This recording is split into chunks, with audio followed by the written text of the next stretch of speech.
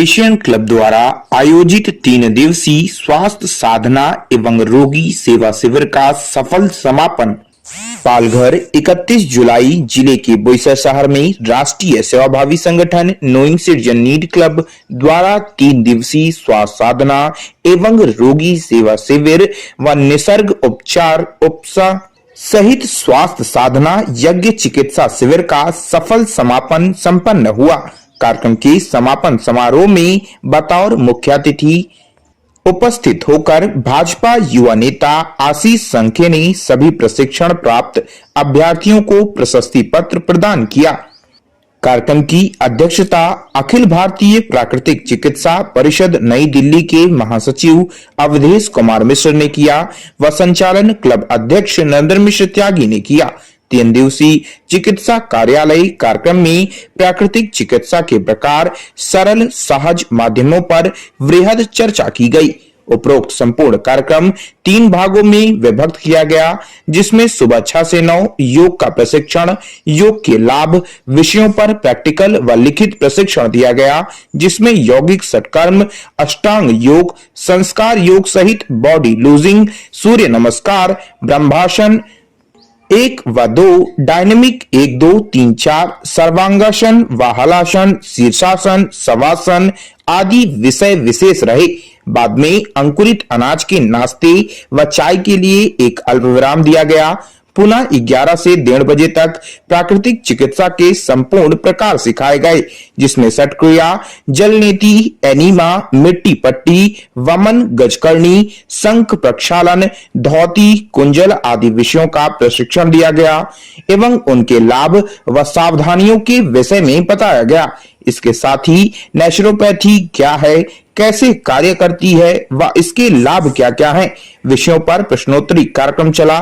कार्यक्रम के तीसरे दिन अंतिम दौर अपराह्न 3 बजे से 6 बजे तक रोगी रोग निदान का निशुल्क कार्यक्रम चलाया गया, जिसमें लगभग सैकड़ों रोगियों ने चिकित्सा पद्धति का लाभ लिया।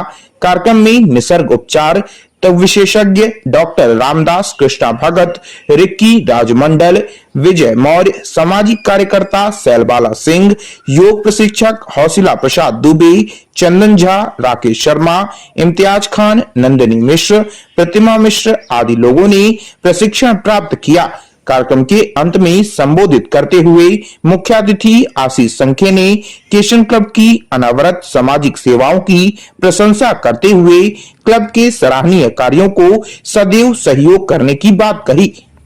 अध्यक्षता कर रहे अवधेश मिश्र ने सभी को देश को स्वावलंबी बनाने का दृढ़ संकल्प दिलाया एवं कार्यक्रम में निझरनी राष्ट्रीय संयोजक भोलानाथ तिवारी, विप्र फाउंडेशन के अध्यक्ष ब्रह्मदेव चौबे, किशन क्लब कोंकण मंडल अध्यक्ष संगीता जायसवाल, सौरभ दत्ता, प्रेमशंकर तिवारी, रमेश दुबे, कृपाशंकर चौधरी, प्रदीप पांडे, एस तिवारी, ओमकारनाथ उपाध्याय, अनीता गुप्ता, प्रतिभा राय, शशि सिंह, रोहित सिंह आदि गणमान्य लोग उपस्थित रहे।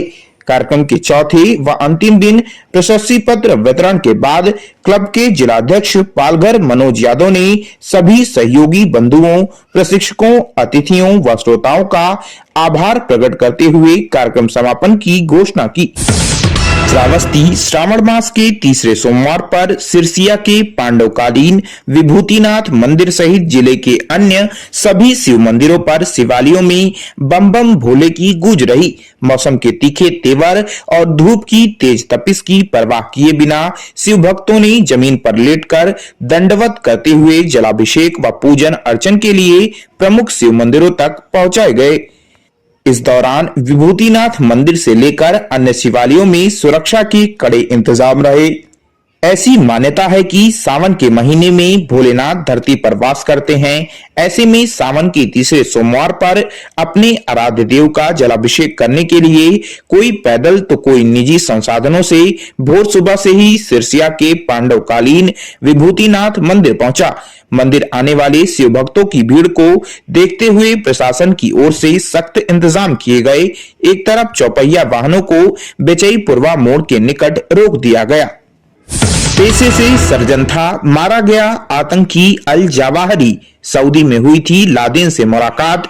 अमेरिका के राष्ट्रपति जो बाइडेन ने बताया कि अफगानिस्तान के काबुल में सफलतापूर्वक ड्रोन स्ट्राइक की गई, जिसमें अलकायदा का सरगना अयमान अल जवाहिरी मारा गया। मौसम विभाग के मुताबिक यूपी के 13 जिलों में येलो अलर्ट है, यानी यहां मीडियम बारिश होगी। वहीं 11 जिलों में आंधी तूफान के साथ बारिश की संभावना जताई गई। आज यानी मंगलवार को यहां आंधी तूफान के साथ बारिश भी हो सकती है और बिजली भी गिर सकती है। ऐसा मौसम 5 अगस्त तक रहने वाला है। आईटीआर फिलिंग, आयकर विभाग की सभी कोशिशें फेल। टैक्स रिटर्न की आखिरी तारीख बीतने के बाद भी नहीं बढ़ी टैक्स पेयर्स की संख्या। 31 दिसंबर तक आईटीआर दाखिल करने वाले 5 लाख रुपए से अधिक वार्षिक आय वाले 5,000 रुपए का विलंब शुल्क या जुर्माना देना होगा। केंद्रीय सड़क परिवहन एवं राजमार्ग मंत्री नितिन गडकरी ने देश के सार्वजनिक परिवहन ढांचे में डीजल ईंधन का इस्तेमाल घटाने पर जोर दिया। उन्होंने उसके साथ कहा कि बिजली से चलने वाली बसों में यात्री टिकट डीजल चलित बसों के मुकाबले 30% सस्ते हो सकते हैं। गडकरी ने सोमवार को इंदौर में एक कार्यक्रम के दौरान यह बातें कही। असम के शीर्ष शिक्षक और छात्र संगठनों ने सोमवार को राज्य सरकार में अपने उस हालिया आदेश को तत्काल वापस लेने की मांग की, जिसके तहत वर्नाक्यूलर माध्यम से स्कूलों में क्लास 3 से विज्ञान और गणित जैसे विषयों की पढ़ाई अंग्रेजी माध्यम में कराने का निर्देश दिया गया था। इंडिया वर्सेस वेस्टइंडीज, भारत और वेस्टइंडीज के बीच आज तीसरा टी20 मुकाबला खेला जाना है, लेकिन उससे पहले मैच में बड़ा बदलाव हुआ। दूसरे मैच की तरह तीसरे मैच का समय भी बदला गया। सेंट कैट्स में होने वाले इस मैच में आज तय समय से शुरू न होकर मैच 1.5 घंटे की देरी से शुरू होगा। इंग्लैंड के बर्मिंघम में 22वां राष्ट्रमंडल खेलों का आयोजन किया जा रहा है। 28 जुलाई से होने के बाद इन खेलों का कारवां तेजी से आगे बढ़ा। भारत भी इसके साथ साथ कदम मिलाकर चला।